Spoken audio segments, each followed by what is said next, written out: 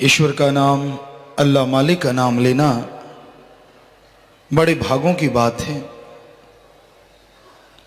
भाग्यशाली जीव जो राम नाम से जुड़ते हैं और राम नाम से जुड़ के वो अति भाग्यशाली बन जाया करते हैं। ओम हरि अल्लाह वाहिगुरु राम का नाम ज्यों ज्यों जीव सुमरन करता है त्यों त्यों जन्मों जन्मों की मैल पाप उतरते चले जाते हैं और अंत्यकरण से मैल उतर के इंसान इस काबिल हो जाता है कि इस मृत्यु लोक में कण कण में जर्रे जर्रे में मालिक के नूरी स्वरूप के दर्शन होने लगते हैं। नूरी स्वरूप के दर्शनों से क्या मिलता है? आदमी की जिंदगी एकदम बदल जाती है। हर तरह का गम, चिंता, टेंशन, परेशानी, बीमारी और आत्मा की जन्म मरण की बीमारी क्षण में कट जाती है। वो इतना खुश, इतना लज्जत लेता हुआ जिंदगी गुजारता है जिसका लिख बोल के वर्णन नहीं हो पाता।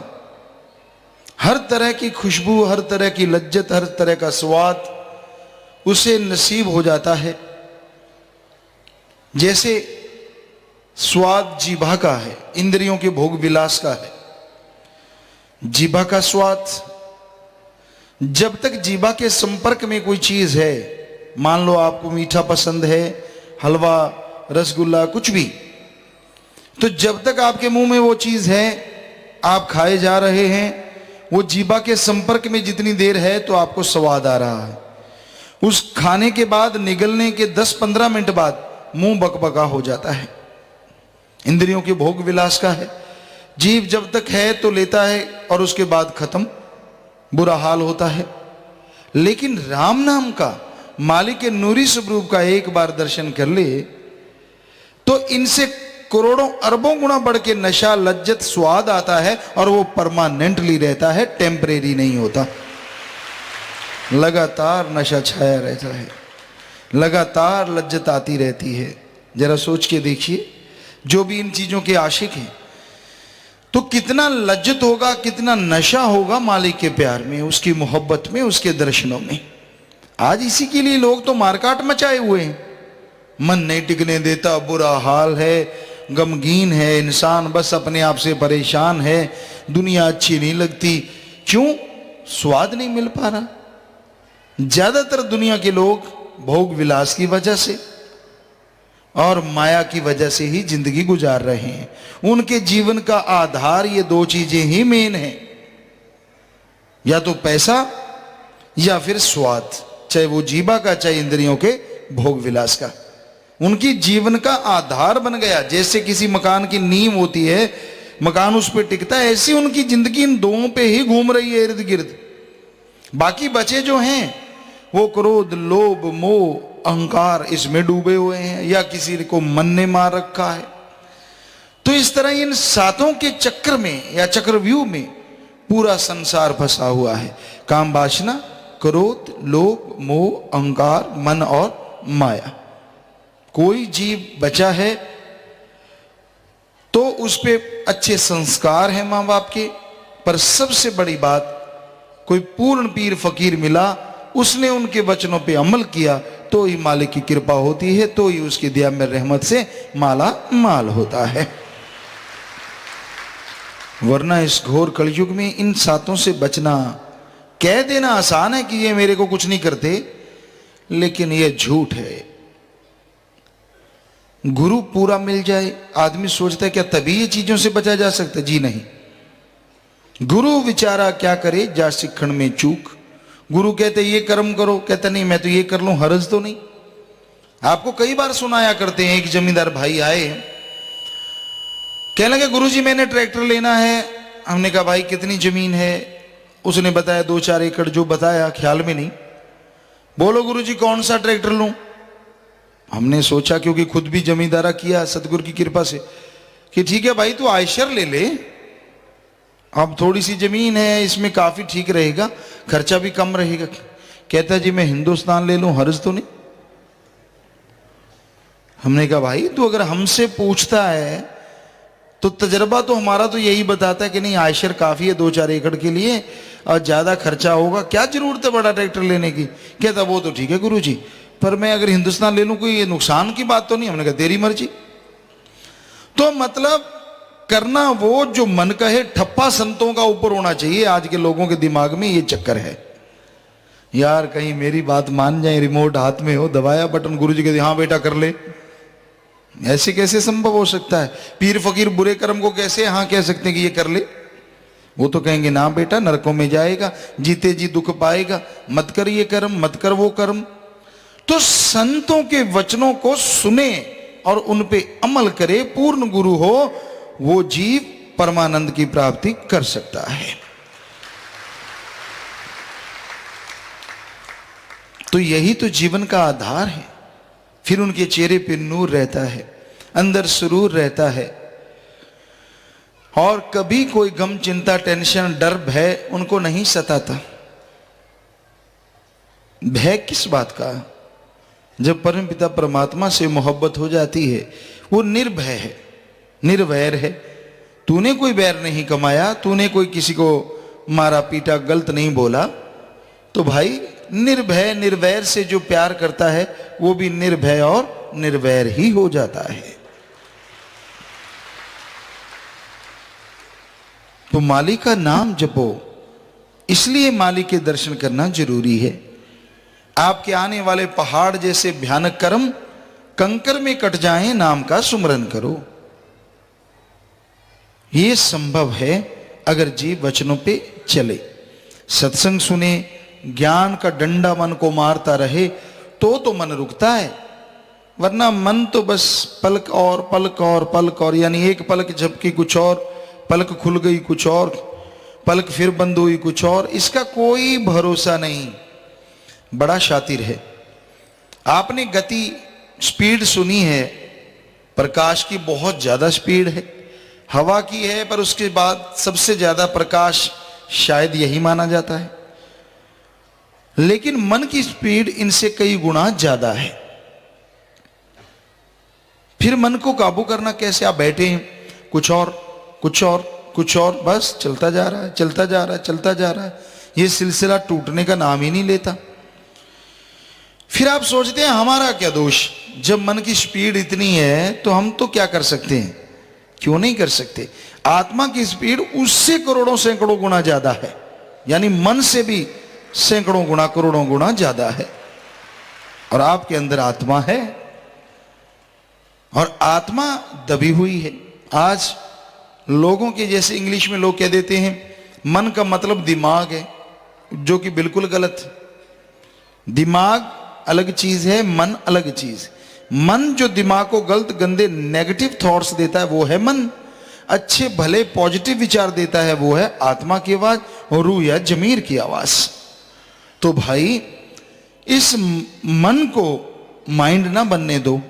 वाकई आज संसार में मन माइंड एक ही हो गए हैं, क्योंकि दिमाग पे मन का ही काबू है। जिधर कहता है उधर ले जाता है, जो सोचने लगता है उसी को सोचना शुरू कर देता है। अल्लाह वाहिगुरु मालिक की तरफ तो आने ही नहीं देता। पर इसके लिए सुमरन तो करना ही होगा। ये सिमरन करना मुश्किल है भाई। क्यों मुश्किल है? रोटी खा लेते हो धड़ाक से, इतनी इतनी तोंद बढ़ा रखी है, तब तो कोई मुश्किल नहीं लगता। सारा दिन मुंह चिरता रहता बकरी की तरह, तब तो कोई मुश्किल नहीं लगता। जब राम का नाम लेना तब क्यों पिस्सू पड़ जाते हैं? पता नहीं क्या चक्कर है। भक्ति करने का नाम ले लो, मुंह फाड़ फाड़ के जंबाई। कई तो सत्संग सुनते सुनते इतना मुंह खोल लेते हैं उनके सारे दांत यहां से नजर आ जाते हैं।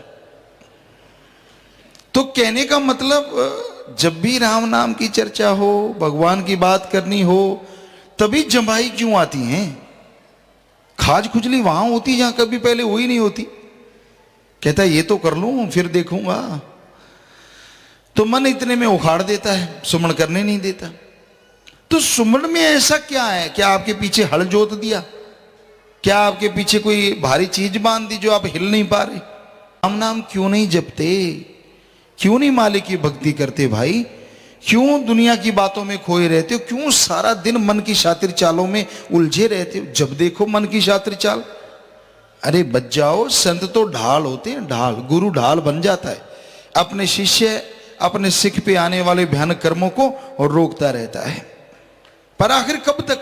जब आप सत्संग में हटते नहीं, हर काम बुरा, हर काम पे नुक्ता चीनी, तो एक दिन ऐसी मार पड़ेगी, आप तो क्या, आपकी कुलें भी सुधर सकती हैं या फिर बुरा हाल हो जाएगा। इसलिए वो मार पड़ने का इंतजार क्यों कर रहे हो? क्यों ऐसे कर्म करते हो जिससे आपको दुख आए? बुरा कर्म ना करो, किसी का दिल ना दुखाओ, चुगली निंदा ना करो, संतों के वचन सुन लो, मान लो तो फायदा, नहीं मानना तो मर्जी आपकी। फल तो मानने से ही मिलता है, पर सत्संग का फल मिलता जरूर है, आत्मा के खाते में जमा हो जाता है। पर जब आप क्यों, किंतु, परंतु शुरू करते हैं तो आत्मा का खाता भी जीरो हो जाता है। इसलिए सुन के अमल कर लो तो शाबाश, वरना क्यों किंतु से बचो। क्योंकि संतों को गुस्सा नहीं आता, चाहे सामने खड़े होकर गाली निकाल दो, क्या फर्क पड़ता है? संतों को दुख आता है, दुख कि हम समझा रहे हैं, बता रहे हैं, इनके कान पे जूं नहीं सरकती। क्यों नहीं समझ रहे भाई? क्यों नहीं मालिक का नाम लेते? क्यों नहीं अल्लाह वाहिगुरु राम को याद करते?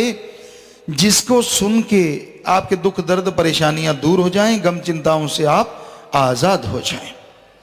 कोई वचन सुने, अमल करे तो सच्चा सुख मिलता है। तो भाई संतों के वचन, पीर फकीर के वचन सुनो। हमने ऐसे ऐसे लोगों को काम वासना में, क्रोध में, फिर लोभ लालच बड़ी बला है, सबसे बड़ी बला लोभ लालच भी है।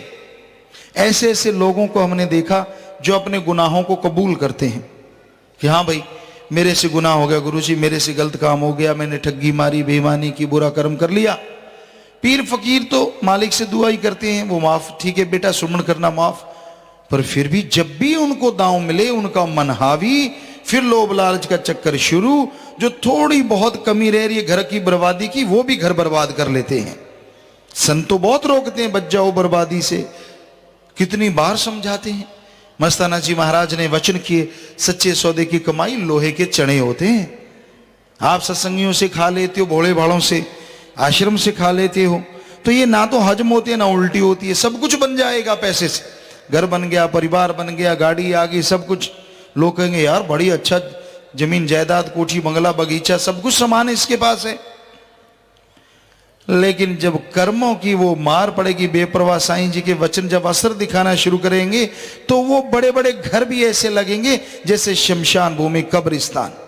घर से खुशियां गुम, बीमारी का घर बन जाएंगे शरीर, आपस में लड़ाई झगड़े, प्यार मोहब्बत खत्म हो जाएगा। क्यों उन्हीं नेक काम करते? क्यों सारा दिन लोभ लालच, पैसा पैसा पैसा पैसा पैसा पैसा? पैसे से सुख मिलता तो दुनिया के नंबर 1 लोग स्वर्ग को धरती पे ले आते। हमने ऐसे ऐसे लोगों को देखा है जो दुनिया में धनाड़ों में नंबर रखते हैं, पर अंदर से अशांति होती है, बेचैनी होती है। तो भाई अगर शांति चाहते हो तो राम का नाम जपा करो, मालिक की भक्ति इबादत किया करो, छोड़ दो लोभ लालच को, छोड़ दो। अभी भी कुछ नहीं बिगड़ा, बच जाओगे, बाकी मर्जी आपकी है। घाव खाओगे तो खाते रहो, क्योंकि राम किसी को नहीं मारता, लेकिन जब कर्म बुरे करते हैं तो अपने आप मर जाते हैं कर कर खोटे काम। राम ना किसी को मारे, कभी भी नहीं मारता। उसका काम है मालिक की, वो भगवान, वो खुशियां देने वाला है, दया का सागर है, रहमत का दाता है। अब किसी को बीमारी आ गई तो आपके खुद के कर्म है, इसमें गुरु संत पीर फकीर क्या करें? आप दुखी हैं, टेंशन में हैं, परेशानी है, गमों के पहाड़ टूट रहे हैं, तो आपके संचित कर्म है जन्मों जन्मों के, उससे बचना है तो एकमात्र उपाय गुरु बताता है, राम का नाम जपो, सेवा करो, परमार्थ करो, वचनों पे पक्के रहो, तो देखो रंग। पहाड़ जैसे कर्म कंकर में ना बदले तो कहना फकीर झूठ बोलता है, चाहे खड़े होके कह देना। इससे बड़ी गारंटी क्या दे सकते हैं? तो खुद तो वचनों को मानना नहीं, खुद चलना नहीं, शातराना चाले मन की हमेशा ही चलाकी, हमेशा ही शातिर बने रहना। तो भाई वो एडा भोला खसम नहीं जिहड़ा मकर चलित्र ना जाने, ਉਹਦੇ घर विच ਉਹੀ ਉਹ बस सकती जिहड़ी सब चतराइयां भुल जावे। वो अल्लाह वाहिगुरु राम इतना भोला नहीं है जो आपकी चालाकियों को समझे ही ना, वो तो पल पल की खबर रखता है। इसलिए चतुर चालाक ना बनो, चालाकी ना करो, कम से कम भगवान के सामने तो तौबा कर लिया करो सच्चे दिल से, तब तो मान लिया करो। चलो भगवान नहीं प्रकट हुआ, पीर फकीर को मान लो, उसके सामने मान लो, तौबा कर लो और आइंदा कर्म ना करो। देखो जब जागो तभी सवेरा, जब गुनाहों से माफी ले लोगे मालिक तभी से रहमत लुटाना शुरू कर देंगे। पर क्यों किंतु ना करो, अमल करो। तो संतों का काम तो बताना है भाई, सुनो मानो तो भला, ना मानो तो भला। फकीर तो दुआ कर सकते हैं, पर जैसे कर्म करोगे फिर फल तो वैसा ही मिलना है।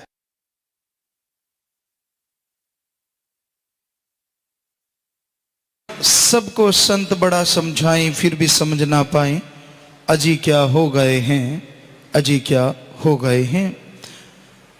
सच्चे मुर्शिद कामिल जीवों को समझाते हुए कहते हैं कि संत पीर फकीर बड़ा समझाना चाहते हैं, तेरा जन्म अनमोल है, बेशकीमती है, मौका है सुनहरी, बड़ा अवसर मिला है, जीते जी परमानंद की प्राप्ति कर ले और मरणोपरांत आवागमन से आजाद हो जा।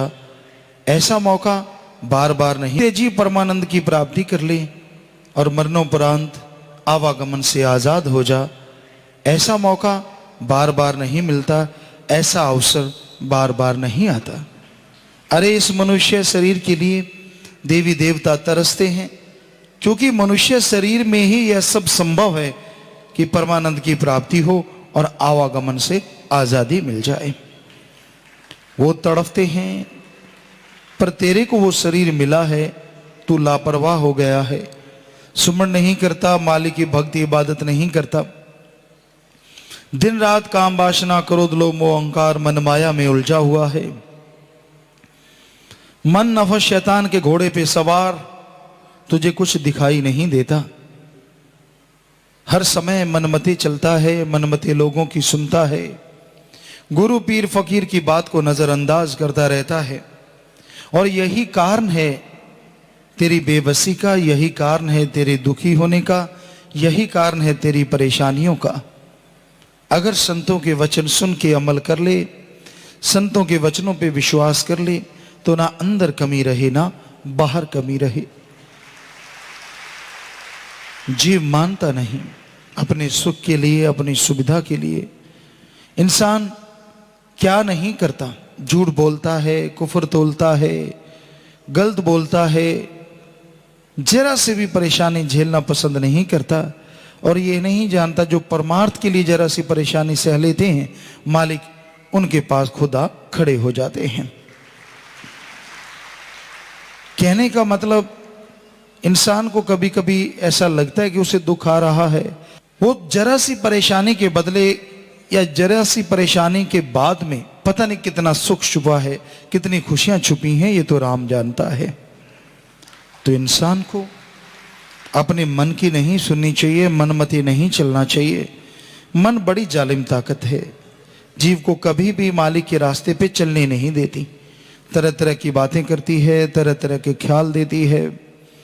ये मन की बुद्धि, मन की सोच इंसान को दूर करती है परमपिता परमात्मा से, अपने पीरो मुर्शिदे कामिल से।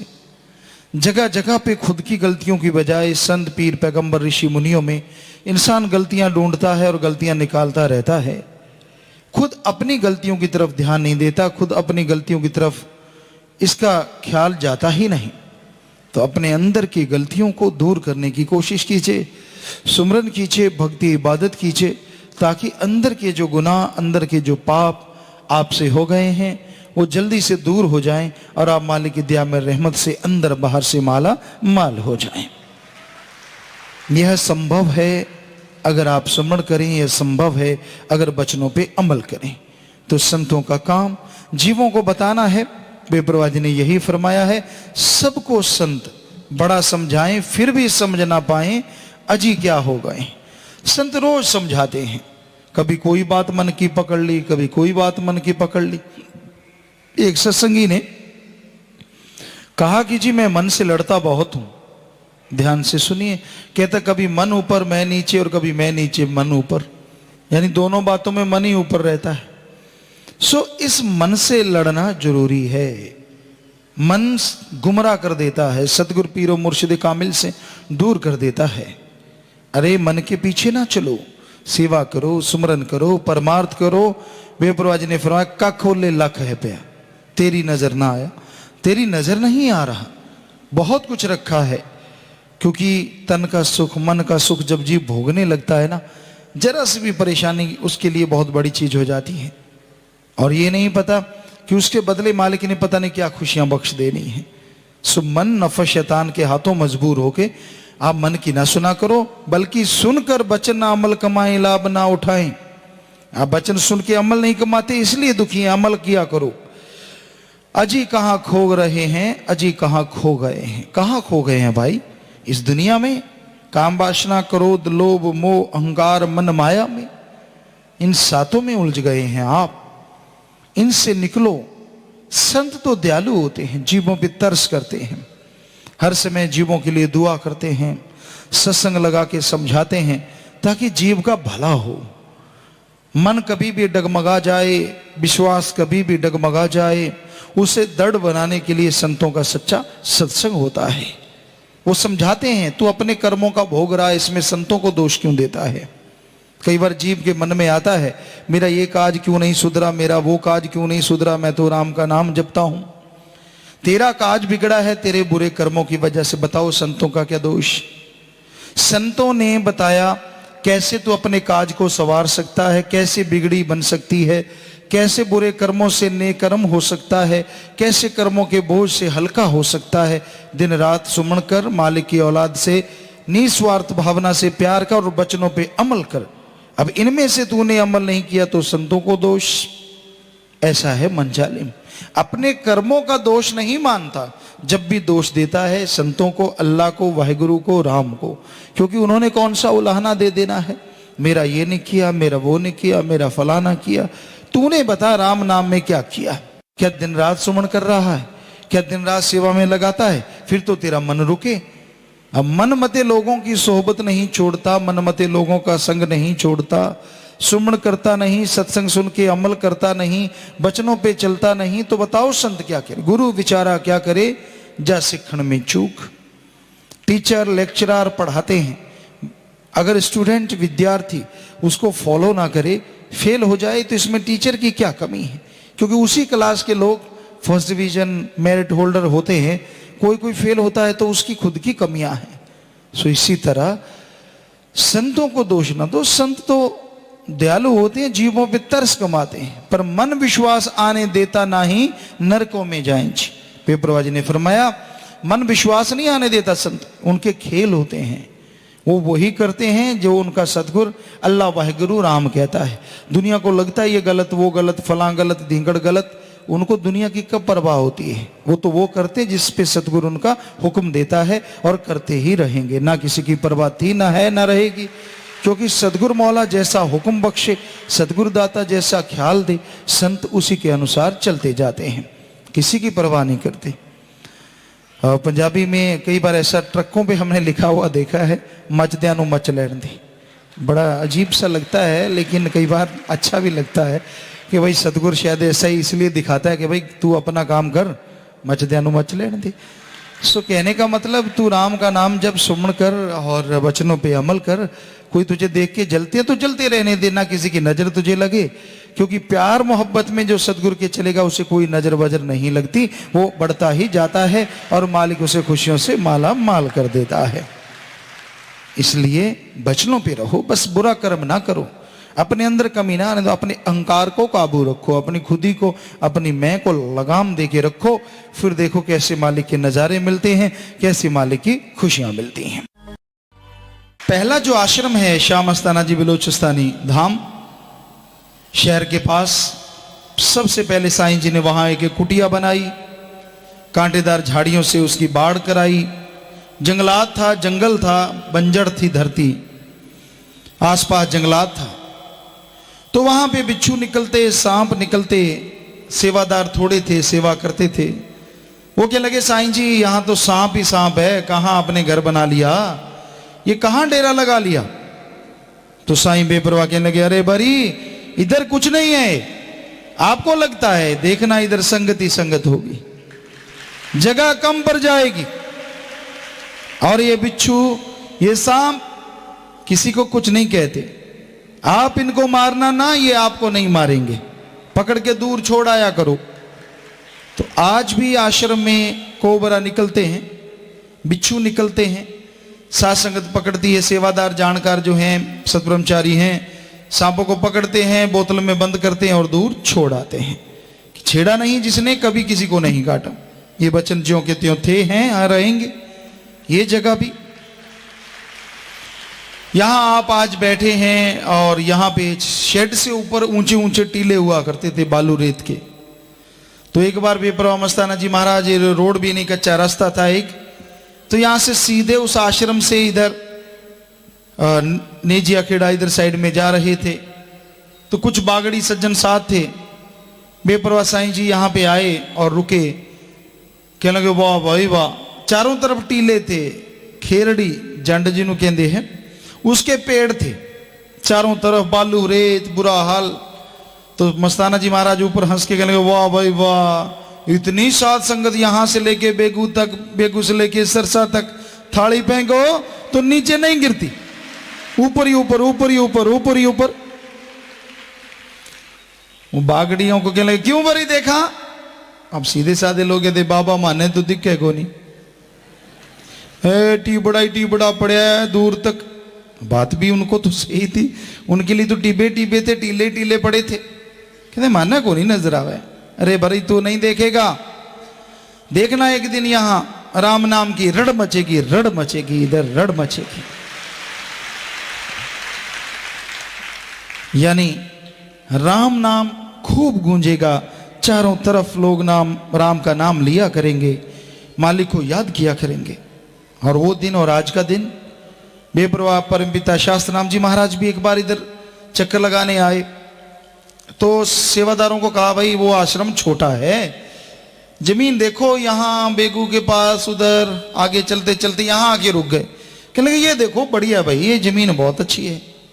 कई समझदार सेवादार भाई कहने लगे, पिताजी यहाँ तो टीले टीले हैं, संगत बैठेगी नहीं, मच जाया करूगी तो पे, और इतना बालू रेत है, सड़ जाया करेगी। पर मैं कहते, ना भाई ये तो सचखंड का नमूना बनना है, आप देखना तो सही। तो आज आप देख रहे हैं, यहाँ बैठे हैं, कितने ऊंचे टीले थे यहाँ पे, और जो सेवादार यहाँ बहुत सारे होंगे जिन्होंने वो टीले उठाए। 300 ट्रैक्टर ट्रालियां रोज चलते थे, ट्रक होते बीच में अलग से, कैंटर अलग से, यानी यहां से लेके सरसा तक ट्रैक्टर ट्रालियों की लार नहीं टूटा करती थी। और यहां से 25-30 फुट ऊंचे टीले जो थे वो खत्म कर दिए, उठा दिए। और आगे एक जगह थी, यहां ईंटों का भट्टा था, बहुत गहरे गहरे गड्ढे थे, और उनको भर दिया। तो वो वचन ज्यों के त्यों आज यहां से संगत सरसा ही नहीं, क्योंकि परमपिता ने वचन ये कर दिए कि दिन दुगनी रात चौगनी, राम नाम सच्चा सौदा तरक्की करेगा। तो यहां से थाली फेंको तो भंडारे के दिन 25 जनवरी को यहां से लेके मानसा, यानी लगभग 100 किलोमीटर जैसे आसपास होगा, इतनी दूर थाली फेंको तो जाम लगा हुआ था, संगत ही संगत थी। यहां से लेके फतेहाबाद हिसार तक, यानी लगभग 60-70 किलोमीटर, इधर थाली फेंको तो इधर भी आदमी आदमी थे, सारे जाम लगा हुआ था। तो वो वचन ज्यों के त्यों पूरे हो रहे हैं और होते रहेंगे। आज आश्रम की आप जमीन देखो, यहाँ बालू रेत था, बिल्कुल बालू रेत, कोई पानी नहीं लगता था। लेकिन आज आप निगाह मारेंगे, चारों तरफ बाग है, चारों तरफ सब्जियां ली जाती हैं, एलोवेरा है जो पूरी दुनिया में मशहूर है। बॉम्बे में, मुंबई में एक मेला लगा, इन्होंने बताया, तो एलोवेरा जो बहुत सारे रोगों का इलाज कर देता है, एलोवेरा ड्रिंक है, उसका जहां ड्रिंक बनाया गया है एलोवेरा का जूस निकाल के, तो उनसे कई लोगों के रोग खत्म हो गए। एलोवेरा जूस है, उससे बहुत लोगों के रोग ठीक हो गए। तो मुंबई में मेला लगा, तो वहां पे बहुत बड़े बड़े देशों की कंपनियां आई, शायद अमेरिका, इंग्लैंड, जर्मनी वगैरह जो भी इसमें आगे हैं। तो अपने भी यहां से फैक्ट्री का जूस वहां भेजा गया। तो जब वहां ये रिकॉर्ड देखा गया, रिसर्च किया गया, तो सारों ने पहले नंबर पे जो जूस आया वो अपने आश्रम का जूस था, बिल्कुल शुद्ध, बिल्कुल प्योर, जिसमें कोई मिलावट नहीं थी, किसी तरह की कोई ऐसा चीज नहीं थी, और वो पूरी दुनिया में आज उसका नाम है। तो भाई यहां पे ऐसे फल फ्रूट होना अपने आप में बेमिसाल है। हम एक बार हिमाचल में गए, वहां का यूनिवर्सिटी का डीन पालमपुर का कहने लगा, गुरुजी आपने ये हिमाचल में ये पर्वत, बड़े बड़े पहाड़ हैं, यहाँ गलत काम कर लिया, कहीं और समतल जगह पे आपने जगह लेनी थी, चाय के बाग लग जाते। हमने कहा यहाँ नहीं लग सकते डॉक्टर साहब। कहता यहाँ नहीं चाय लगती।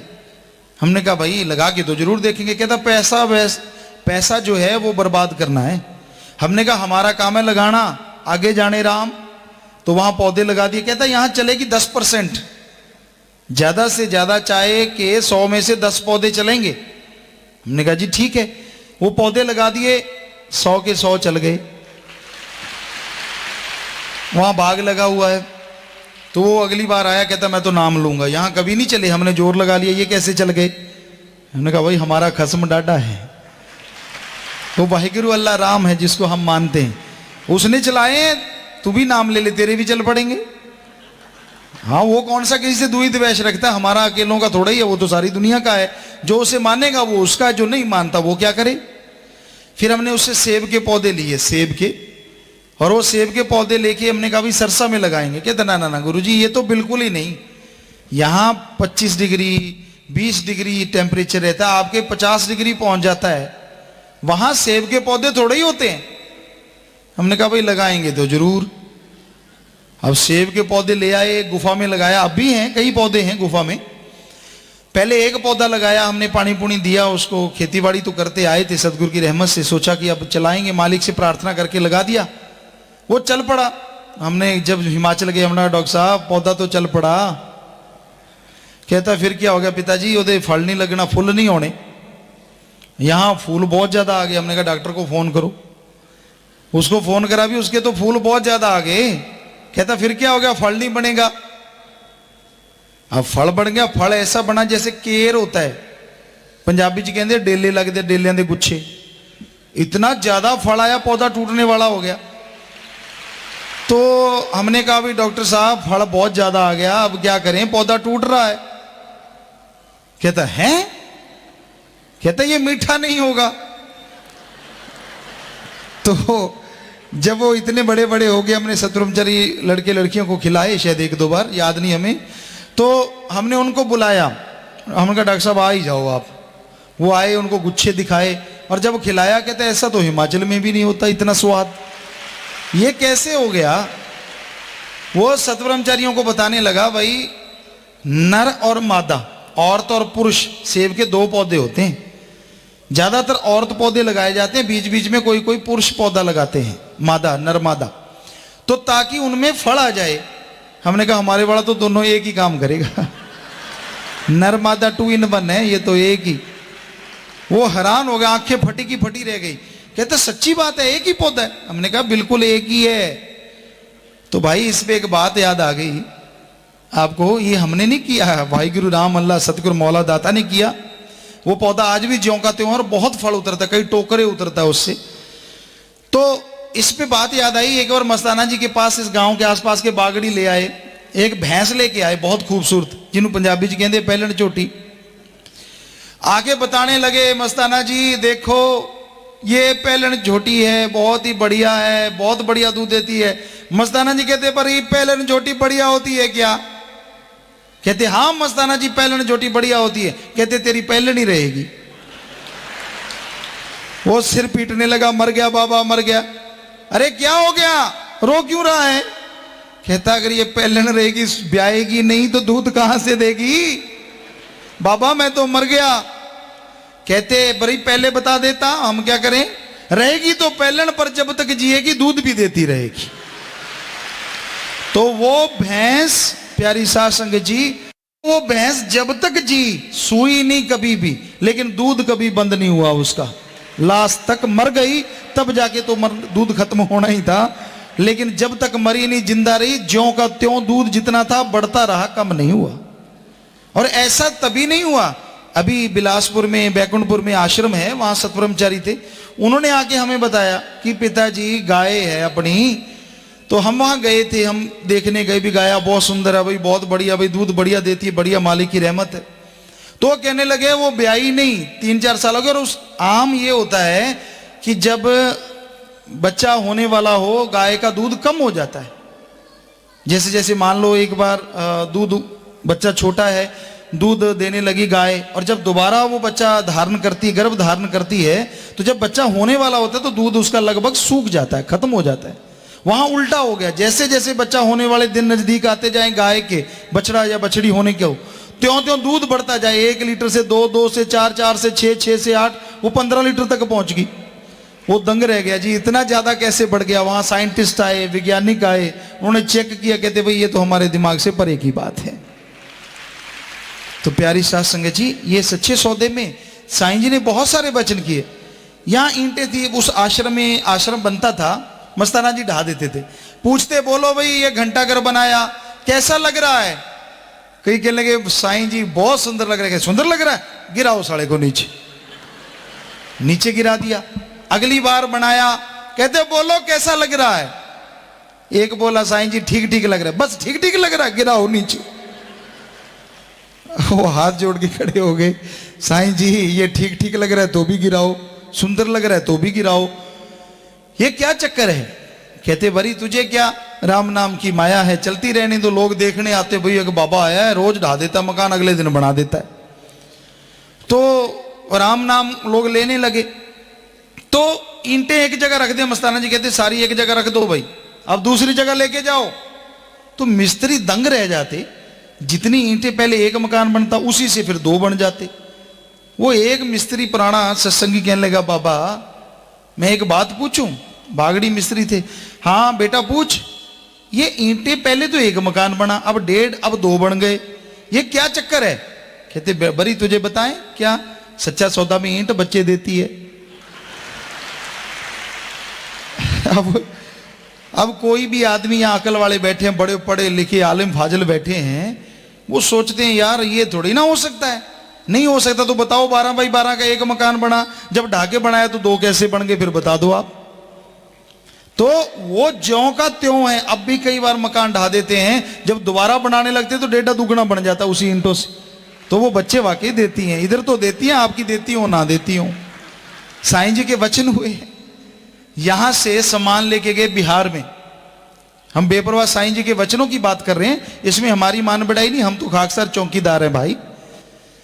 तो यहां से बिहार में बाढ़ आ गई, पहले काफी 2 सालों की बात है। तो यहां 4 कैंटर भर के लेके गए, उनको ढक दिया, अरदास कर दी कि मालिक रहमत करना, बेपरवाह जी को याद किया और बांटना शुरू कर दिया।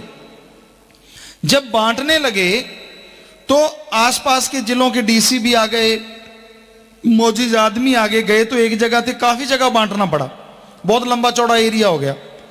अब सबने प्रार्थना करी सतगुरु लाज रखना, क्योंकि सामान तो 4 कैंटर भर के लाए हैं। और वहां से 14 कैंटर भर लिए, 14 कैंटर उसी सामान से। एक स्कूल के हाल में एक जगह रखा था, अभी 4-5 साल की बात है शायद ये, तो 14 कैंटर भर लिए, सब जगह सामान पहुंच गया। सामान फिर भी वैसे का वैसा। और सेवादारों ने हमसे पूछा पिताजी आ जाएं, हमने कहा जब तक सामान नहीं खत्म होता मत आना। और गड़बड़ हो गई, रोए बैठे बेचारे बच्चों के लिए कि बच्चों को कब मिलेंगे, ये तो खत्म होता ही नहीं। फिर उन्होंने सोचा भी अरदास करी थी उस मालिक सतगुरु से, अब दोबारा अरदास करते हैं। फिर अरदास ये करी, मालिका खत्म कर दे, हमने बच्चों के पास जाना है। तो जब अगली बार देखा तो 1 कैंटर में खत्म हो गए, कहां वहां 14 कैंटर भर गए। तो ये उस मालिका रहमो करम है, उनके वचन है कि सच्चा सौदा में अगर कोई वचनों पे पक्का रह के सेवा सिमरण करता है, ना अंदर कमी रहे ना बाहर कमी रहे। आज करोड़ों में साध संगत है, करोड़ों में, और साध संगत ये नजारे खुद देखती है। 1 रुपया लगाते हैं रोज सुबह। हमने संगत को बोला अपने घर में 1 डिब्बा लगा लो, 1 डिब्बे में 1 रुपया सुबह मालिक का नाम लेके नारा लगा के डाल दो। वो 1 रुपया डालने लगे, कईयों के 10 लाख का फायदा, किसी के 5 लाख का। रोज संगत सुनाती है, इतनी बरकत पड़ रही है, इतनी बरकत पड़ रही है। और वो पैसा देना कहाँ है? अपने पास रखो, किसी गरीब का इलाज करा दो, किसी को रोटी खिला दो, किसी भूखे को खाना, प्यासे को पानी पिला दो। तो इस तरह लोग वो पैसा लगा रहे हैं। पूरी संगत जो मानने वाले हैं रोज अपने घर में 1 रुपया निकालते, कहते सारा दिन ही नशा चढ़े रहते, पता ही नहीं चलता कितनी खुशियां आती हैं। तो ये सब कुछ उनका रहमो करम सच्चे मुर्शिद कामिल दाता का। जो भी परमार्थ करता है मालिक अंदर बाहर खुशियों से माला माल कर देते हैं।